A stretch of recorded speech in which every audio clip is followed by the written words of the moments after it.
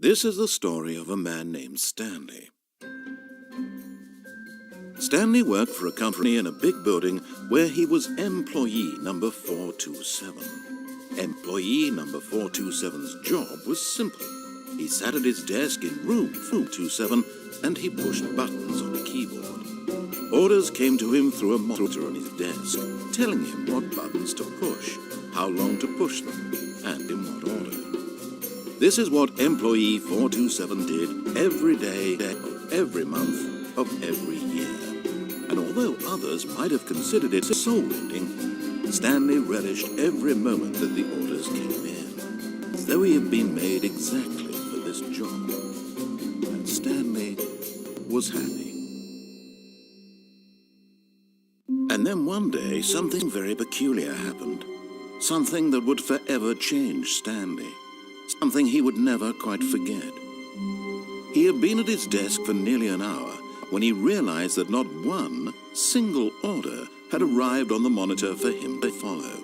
No one had showed up to give him instructions, call a meeting, or even say hi. Never in all his years at the company had this happened, this complete isolation. Something was very clearly wrong. Shocked, frozen solid, Stanley found himself unable to move for the longest time. But as he came to his wits and regained his senses, he got up from his desk and stepped out of his office. All of his co-workers were gone. What could it mean? Stanley decided to go to the meeting room. Perhaps he had simply missed a memo.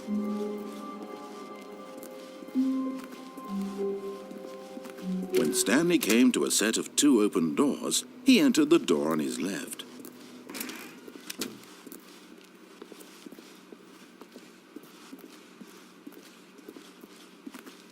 Yet there was not a single person here either.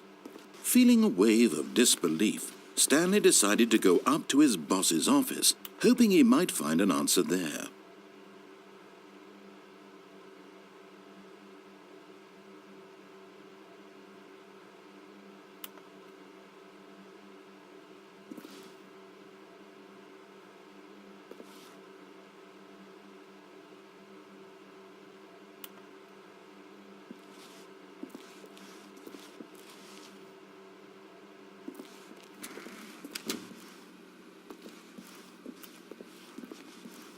Coming to a staircase, Stanley walked upstairs to his boss's office.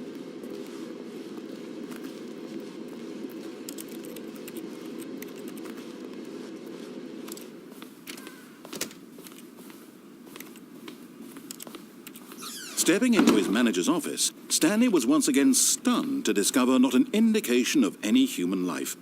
Shocked, unraveled, Stanley wondered in disbelief who orchestrated this. What dark secret was being held from him?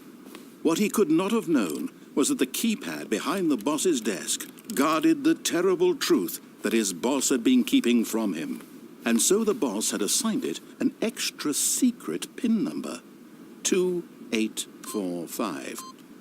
But of course, yet incredibly, by simply pushing random buttons on the keypad, Stanley happened to input the correct code by sheer luck. Amazing. He stepped into the newly opened passageway.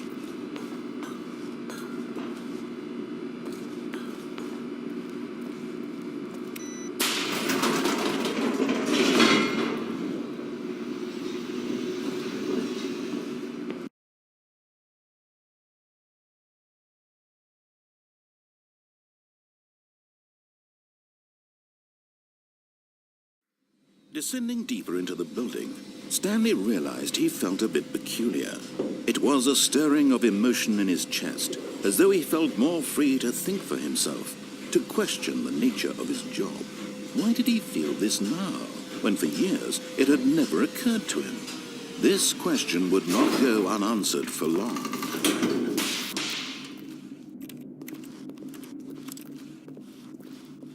Stanley walked straight ahead through the large door that read Mind Control Facility.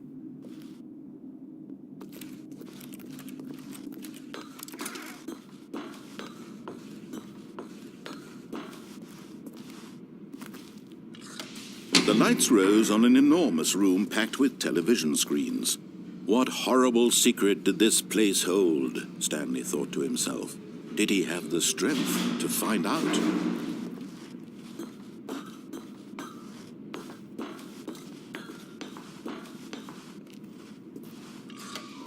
Now the monitors jumped to life, their true nature revealed. Each bore the number of an employee in the building, Stanley's co-workers.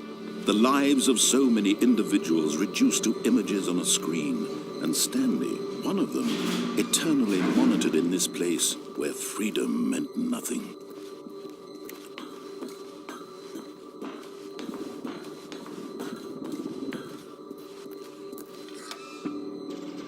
This mind control facility, it was too horrible to believe. It couldn't be true. Had Stanley really been under someone's control all this time? Was this the only reason he was happy with his boring job? That his emotions had been manipulated to accept it blindly?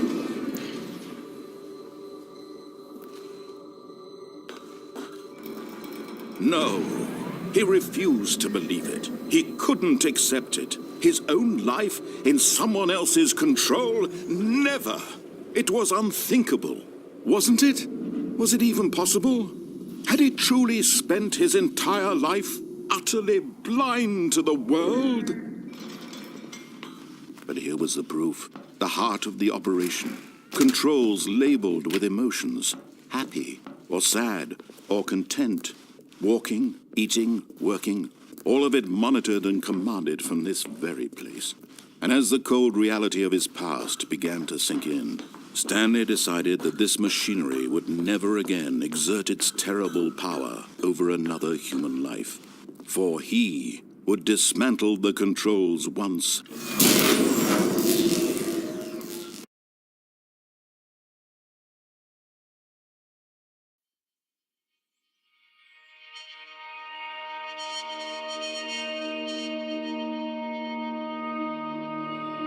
Blackness, and a rising chill of uncertainty.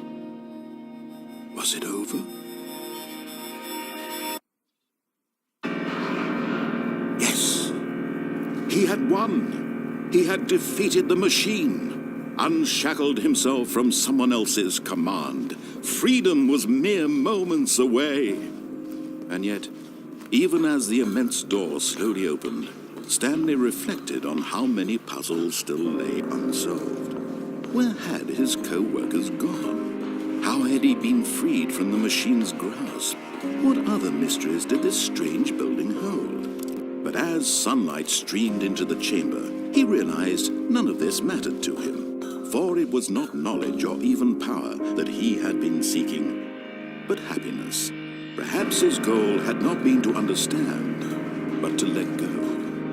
No longer would anyone tell him where to go, what to do, or how to feel. Whatever life he lives, it will be his. And that was all he needed to know. It was perhaps the only thing worth knowing. Stanley stepped through the open door. Stanley felt the cool breeze upon his skin, the feeling of liberation, the immense possibility of the new path before him. This was exactly the way, right now, that things were meant to happen. And Stanley was happy.